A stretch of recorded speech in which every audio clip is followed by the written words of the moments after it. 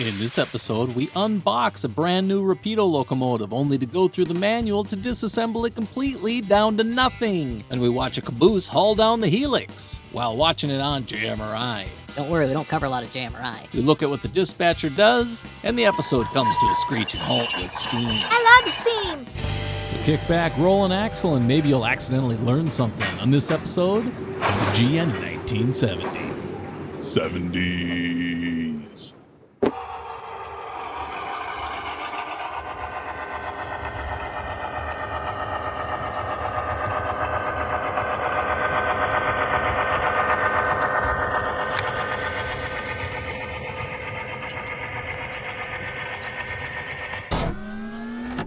The Rapido SW1200 has landed. When we take a look at the stickers that came with this locomotive, this one's one of my favorites. It'd be really cool if it was printed on an actual hockey puck.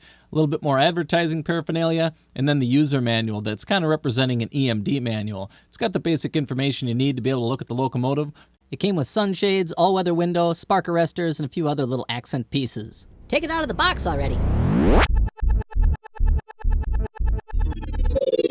How big of a rivet counter are you? Well, this locomotive was the only one that was painted into big sky blues. So for 1970? It ain't right. We got to return this one just because they didn't have the number that we originally had selected, and well, they just picked one on their own. It's not the one we needed, so we're mailing it back. Boy, talk about anal retentive. You couldn't have just used that number?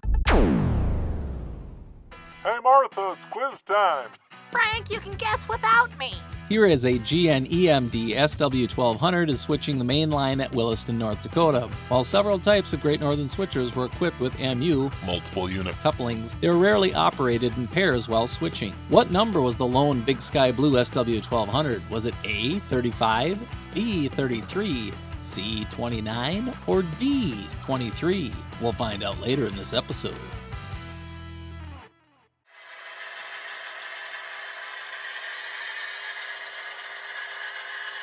All right, number 29 has arrived. This is the Rapido SW1200, but we exchanged, got number 29. It's still a little bit too shiny. So my dad grabbed a can of Krylon matte finish and was going to dull coat the locomotive.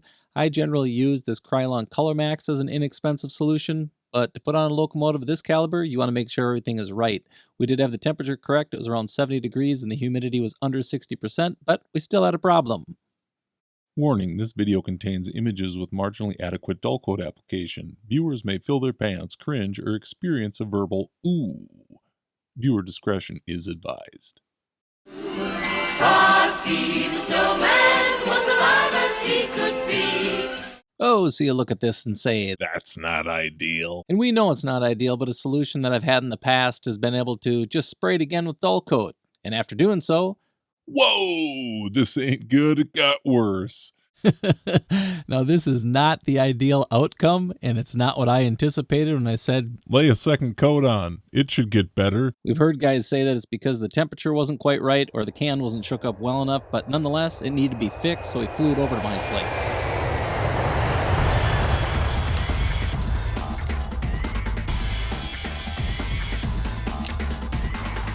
All right, he tried cleaning it up just a little bit, and instead of trying to get it across the finish line himself, he brought it over and said, Hey, can you help me with this? and here we are. We're taking a look at the locomotive. It does have a few issues, but nonetheless, we're going to end up just blowing this thing apart and then getting it weathered.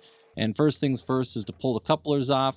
The tank pulls straight off, so that's easy enough to remove, and then you can start getting into removing the shell. And this is no old blue box Athearn where you pull the shell apart and it just lifts off the frame. You want to pay attention to the steps you got to take this thing apart. First of all, remove the 4 screws from the underside that are around the tank. This is for the long hood. You remove these babies and keep yourself moving. We'll take a look at removing the shell in just a moment. Getting to know the GN in 1970. Jobs for ops. Dispatcher. Okay, here we're just looking at the dispatcher position. As far as the dispatcher is concerned, this is going to be Wilmer on the railroad. The occupancy that is here, this part here actually is Wilmer, which is this portion of the panel. This panel is no longer being used, except for there is one switch that is currently on here, and that's to throw to the main or the siding. Currently, it will eventually be put onto the panel.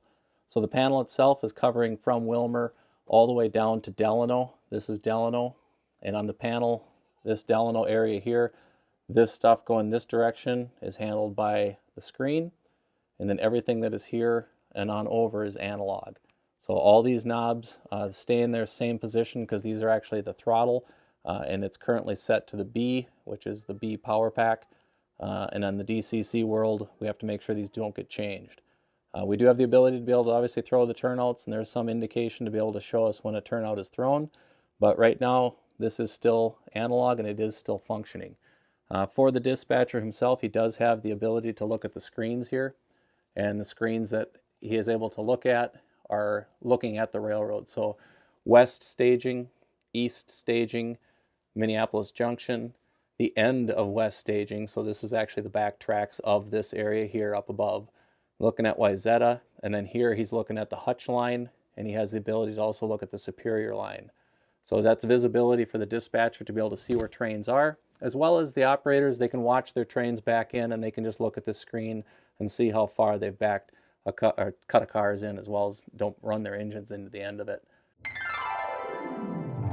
All right, here we are looking at the computer screen that the dispatcher has in front of him. It's really not that important for the dispatcher to really dig around in JMRI, so we're not going to cover the nitty-gritty or background of what JMRI has to offer. We're just looking at visual cues. This will show him occupancy, which we'll cover in just a moment. But the other big thing is his trains list. This is the list of trains that are going to be ran for the next session. Now, it's important to note that they're ran in the order in which they're listed, because each yardmaster has a train list that will show them what trains are coming and going or what cars need to be built for the upcoming trains. So we do run just a series of events. These times are not specific to a schedule. None of these times are really that relevant other than they need to be ran in this order. That's what's important. That's what the dispatcher needs to know. So when all is said and done, not overly complicated. And they don't need to worry about the trims because these trains are actually ran specifically just out of each yard, and they're not dealing with them at all, other than the fact that maybe the Union or the Wilmer trim could be trying to cross the main. They'll ask for permission, and outside of that, that's about it. So, that wasn't too bad. Fairly painless. Now, previously I mentioned occupancy. Let's take a look at that and watch it in action. I did leave occupancy there. I put a caboose on the track there just so you could see that if he has a train that's sitting there, and I'm actually just going to see if this one caboose will. So I've let the caboose go. And there you can see it's going through occupancy. And if we look into the helix, there goes the caboose.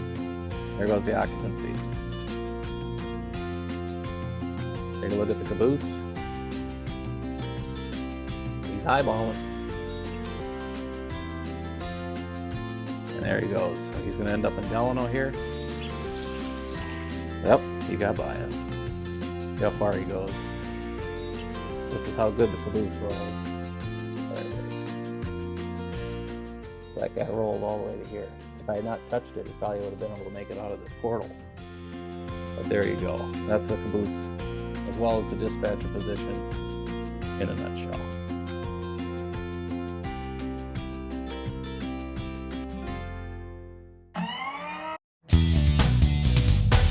All right, in the dispatcher position, it's one of the most important positions on the railroad. It's not one that we open up to usually just anybody. You got to have some experience. You got to understand it. Myself, Colin, and now Tom are the only ones that have ran the dispatching position. But when it is all said and done, it is one of the most important roles as far as getting an operating railroad up and running. So if you're experienced, maybe you can try your hand at it. But we really would highly encourage people that have had dispatcher experience in the past. So that's it. Hopefully you enjoy. All right, it's time to get the answer to this week's quiz question. Everybody should have gotten this one right because the answer was in the episode. And if you didn't rewind and guessed B33, You are correct. It is one of only 6 SW1200s to receive the Big Sky Blue Paint scheme. The unique schemed unit was assigned to the Wilmer Division. I knew it was B, Frank, and I didn't even watch the episode. Once you've removed the screws, it's time to do a little pinching and wiggling. I like myself some good wiggling. Once the long hood is removed, it's time to prepare the cab to be removed, making sure that the railings are clear when you go to lift this off. There is one screw on the bottom that holds the cab on, so you want to remove that. And then also dislocate the grab irons on the front steps. Do a little wiggling to get it free, but make sure these things are clear. You don't want to scratch the cab. Gentle wiggles. Is that your new band name? Or out-of-work porn star name. Once the cab has been removed, you're going to want to unplug the harness, and to do so, you will have to remove the weight. Once the weight is removed, you can then remove the harness. The next screws to remove are going to be the ones that are holding on the cab interior, as well as the DCC motherboard. There are just 2 screws on each of them. Once you get those removed, you can start lifting everything off. Here's the fastest weight loss program you'll ever see. You're going to need to remove this, just lift out the weight. Does that work for belly weight? We unplug the ground lights, and then move on to the DCC motherboard, but first pop the clips off the trucks. These clips are very similar to most other manufacturers in that there's just a couple of little tabs holding it on. But be careful when prying, because they could go rogue. Let's see that in instant replay. I did track the piece down, but I ended up having to move on to the other end. They are spring-loaded, so watch yourself. I pop this one off and move on to the worm gear. Now the worm gear itself, it does pop out of these cradles, takes a little bit of wiggling and working, but you eventually get them both out. This now frees up the trucks to be able to have them removed, but they are still attached to the motherboard, so what I end up doing is just disconnecting them from the motherboard. All wires, just pop them free, I can solder them back on later, so this way we can remove everything without having the hassle of those wires. This is so far above my pay grade, I don't know why I'm watching this. Now that everything's been removed, it's time to remove the motor, and I failed to record pulling this thing out, and all there really is to it is just friction pressed into place. You can lift it out, and you'll have a naked frame. There are a few other components that you can unscrew if you choose to do so. You'll notice that once you get to that point. But all in all, we've blown this thing apart, and we're going to address the frosted shell. We'll tackle that in a future episode because, well, we've covered enough of this SW1200. You're not kidding. Modeler Highlights with Jeff Crocker, where everything is 3D. This is one of the craziest examples I had ever seen of 3D rendering. This is a steam locomotive. It's a Shay that Jeff Crocker had built, and his work is exceptional. I've seen it beyond the steam world, but just take a look at this thing in action. Talk about cool.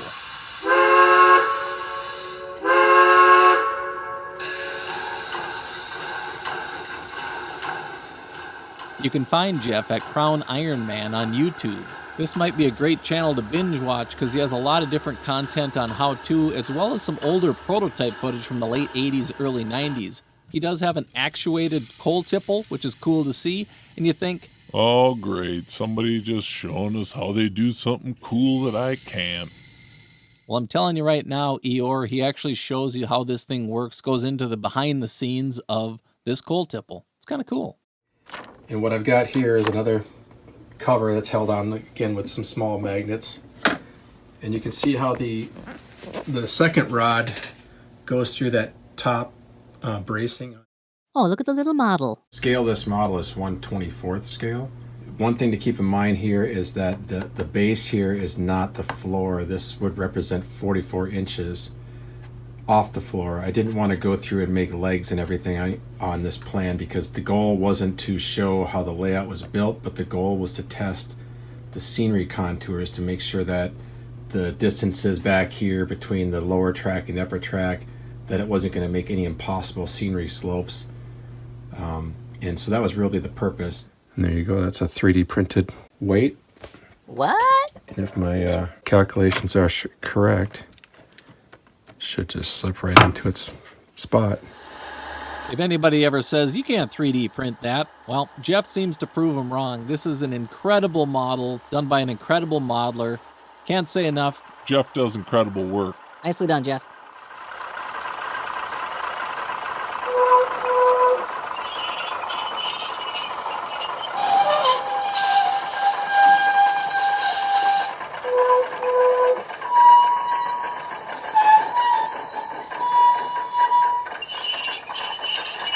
Remember to please like, tag, share, and follow, as well as subscribe to the YouTube channel. And if you'd like to see the hobby grow, a simple click goes a long way. Thanks for watching.